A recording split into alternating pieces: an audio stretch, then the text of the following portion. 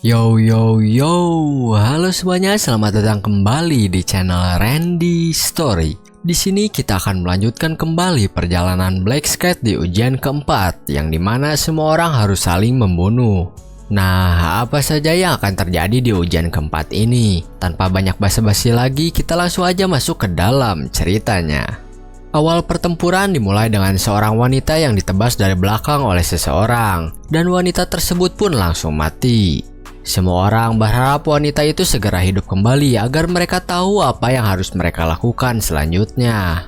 10 menit kemudian, wanita tadi pun hidup kembali dan bertanya siapa yang sudah membunuhnya tadi. Orang yang membunuhnya tadi pun menyerang kembali wanita tersebut, namun seseorang menebasnya lebih dulu sehingga membuat wanita tersebut selamat. Oleh karena itu, semua orang pun langsung memulai ujian saling membunuh tersebut. Satu demi satu orang pun tumbang di tangan orang lain. Sementara itu, Black Scat baru saja akan memulai pembantaiannya. Tanpa basa-basi, Black Scat langsung mendatangi orang yang dia temui dan langsung membunuhnya. Selain itu, ada seseorang yang sangat diuntungkan dalam ujian keempat ini karena rune yang dimilikinya. Dimana jika dia membunuh seseorang, maka statnya akan naik dengan cukup cepat. Orang tersebut juga sangat menikmati membunuh orang lain sampai-sampai dia berpikir untuk membunuh Black Scat. Tapi dia mengurungkan niatnya itu karena menyadari kemampuannya tidak sebanding dengan Black Scat, sehingga dia langsung melanjutkan membunuh orang lain yang lebih lemah dari dirinya. Orang ini sangat tak terkalahkan di ujian keempat ini sampai-sampai dia merasa sangat kegirangan karena dia akan masuk ke top leaderboard. Kemudian, tiba-tiba Black Scat pun muncul di hadapannya. Tanpa bicara sepatah kata pun, Black Scat langsung menggunakan skill Knife of Death yang membuat semua orang tidak bisa melihat apa-apa. Setelah itu, Black Scat pun langsung memenggal kepala orang tersebut. Di sisi lain, Yongmin sedang melihat orang-orang saling membunuh. Dan Yongmin pun sangat antusias untuk membunuh teman-teman yang sudah mengkhianatinya. Yongmin pun mencari teman-temannya itu dan akhirnya menemukannya. Yongmin berpura-pura menyapa temannya itu, tapi saat dia sudah dekat dengan temannya, Yongmin pun langsung memukul temannya itu tepat di wajahnya dan membuat temannya itu terpental. Lalu Yongmin pun langsung menghajar habis-habisan temannya itu sampai mati. Bahkan setelah mati pun Yongmin masih memukulnya. Setelah itu, Yongmin pun berniat mencari temannya yang lain.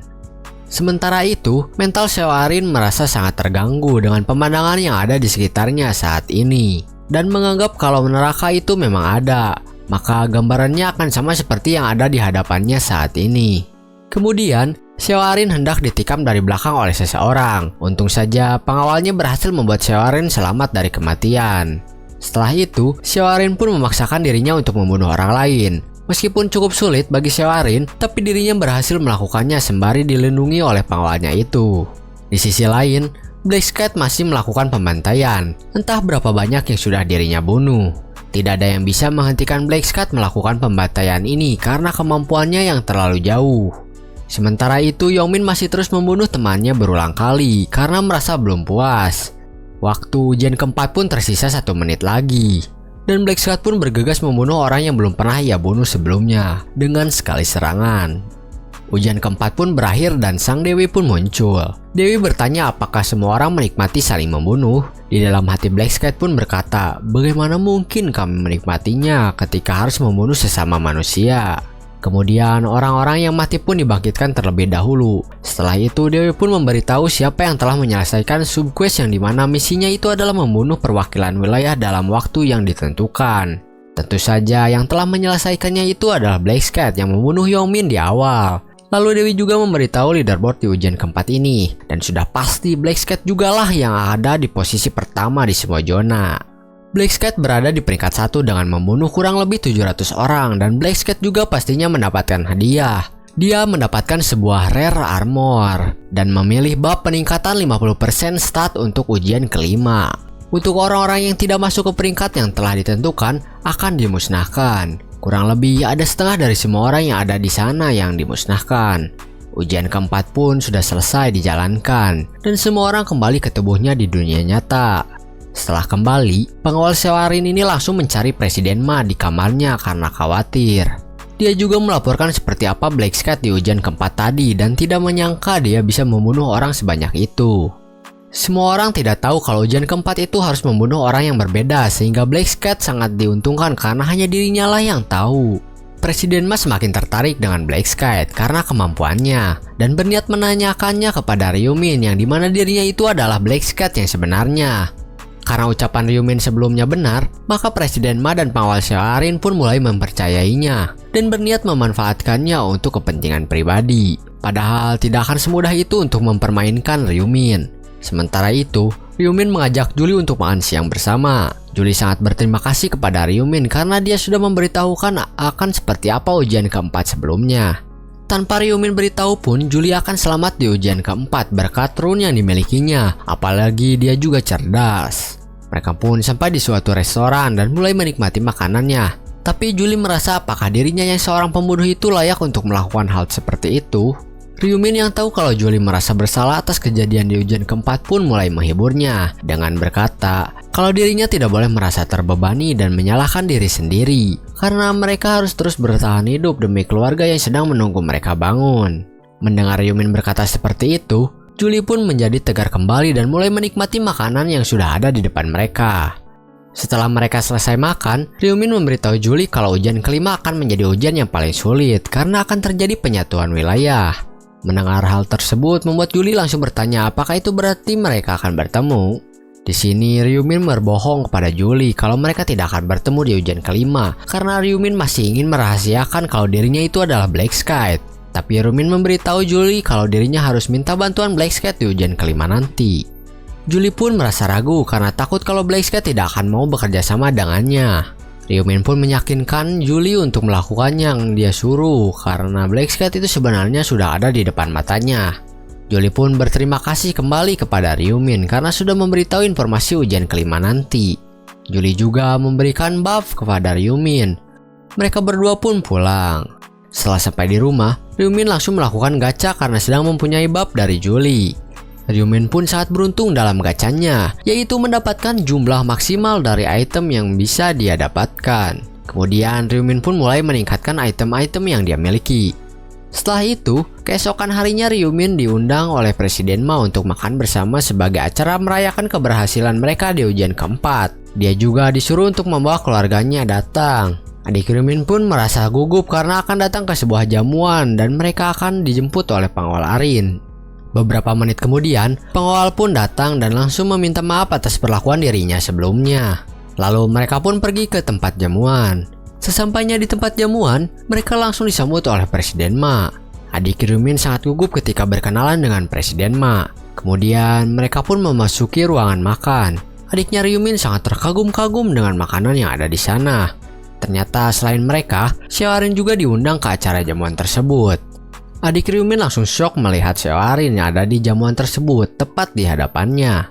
Adik Ryumin sangat mengagumi sosok Xiaorin sampai-sampai dirinya gemetar. Kemudian mereka pun mulai makan makanan yang sudah dihidangkan. Adik Ryumin sangat senang dengan makanan yang dia makan, apalagi rasanya yang enak. Dan itu adalah kali pertama dirinya makan makanan seperti itu. Presiden Ma pun bertanya kepada Ryumin kenapa hanya adiknya saja yang dibawa dan keluarga yang lainnya tidak. Ryumin pun langsung menjawab kalau keluarganya itu hanya tersisa adiknya saja. Karena pertanyaan Presiden Ma barusan, suasana di sana pun menjadi sangat canggung sampai mereka selesai makan bersama. Presiden Ma terus berpikir harus bagaimana dirinya agar situasinya tidak canggung lagi. Akhirnya, Presiden Ma pun memutuskan untuk mengajak Xiaorin berbicara berdua terlebih dahulu. Ternyata Xiaorin diminta untuk mengambil hati Ryumin dengan wajah cantiknya itu. Xiaorin sempat menolak untuk melakukan hal tersebut, tapi dirinya tidak punya pilihan lain selain menurut kepada Presiden Ma. Presiden Ma dan Xiaorin pun kembali ke ruangan makan tadi. Kemudian Presiden Ma pun memberitahukan kalau mereka harus pindah ruangan. Sebelum pindah ruangan, adiknya Ryumin ingin meminta foto kepada Xiaorin karena dirinya adalah penggemarnya. Setelah tahu hal tersebut, Presiden Ma pun mengubah targetnya menjadi mengambil hati adiknya Ryumin. Ryumin yang tahu niat sebenarnya dari Presiden Ma itu apa, tapi dirinya masih diam saja. Mereka pun sampai di suatu ruangan dan di sana Presiden Ma berniat untuk minum-minum. Namun sayangnya Ryumin dan adiknya tidak meminum alkohol. Ryumin pun sudah tidak bisa tinggal diam saja. Ryumin menyuruh Xiaorin untuk keluar terlebih dahulu dengan adiknya untuk berfoto. Sementara itu, Ryumin marah kepada Presiden Ma yang ingin mencoba memanfaatkannya dan meminta Presiden Ma untuk berhenti menyembunyikan sesuatu darinya. Ryumin tahu kalau Xiaorin diperintahkan untuk mengambil hati Ryumin, sehingga Presiden Ma pun meminta maaf kalau sudah menyinggung Ryumin. Ryumin juga berkata kalau Presiden Ma sudah melewati batas karena mencoba memanfaatkan adiknya itu. Karena Presiden Ma sudah ketahuan, akhirnya dia pun meminta maaf atas semua perlakuan yang tidak menyenangkan itu. Kemudian Ryumin memberitahukan akan seperti apa ujian kelima nanti kepada Presiden Ma. Tapi Ryumin memberikan syarat kalau Presiden Ma harus mempercayai dirinya tanpa mengharapkan apapun dan jangan menyembunyikan apapun darinya. Presiden Ma pun setuju dengan syarat Ryumin tersebut. Kemudian Ryumin pun memberitahu Presiden Ma kalau ujian kelima akan menjadi ujian yang paling sulit dibandingkan ujian sebelumnya. Tapi dirinya tidak perlu khawatir karena tidak akan terjadi masalah pada dirinya. Presiden Ma pun bertanya apa questnya. Ryumin menjawab kalau misinya itu adalah membunuh 300 orc, namun tidak akan mudah karena zonanya akan digabungkan. Presiden Ma bertanya apakah dirinya akan bertemu dengan Black Cat di ujian selanjutnya atau tidak. Ryumin pun berkata kalau dirinya tidak akan bertemu di ujian kelima. Setelah itu, Ryumin juga menyuruh Presiden Ma untuk menghentikan investigasinya mengenai Yongmin, karena dirinya akan menerima kerugian yang besar kalau main-main dengannya. Sebenarnya, Ryumin hanya ingin membiarkan Yongmin hidup lebih lama karena masih berguna. Setelah selesai berbincang-bincang, mereka pun melanjutkan acaranya kembali.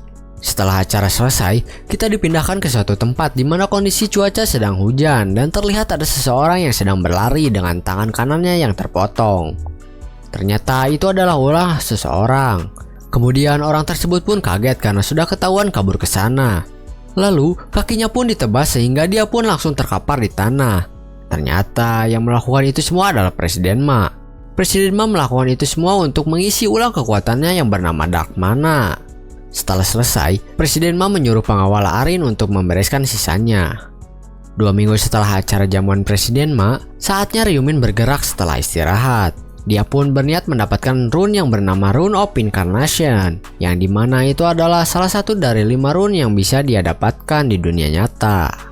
Nah, cukup sekian untuk video kali ini. Ini adalah chapter terakhir dari season 1 manhwa The Max Level Flyer 100 Regression. Kita akan bertemu lagi di video selanjutnya untuk season kedua dari manhwa ini, yang masih belum rilis dan belum ada info kapan season kedua tersebut akan rilis. Kita tunggu saja untuk kelanjutannya. See you in the next video. Bye bye.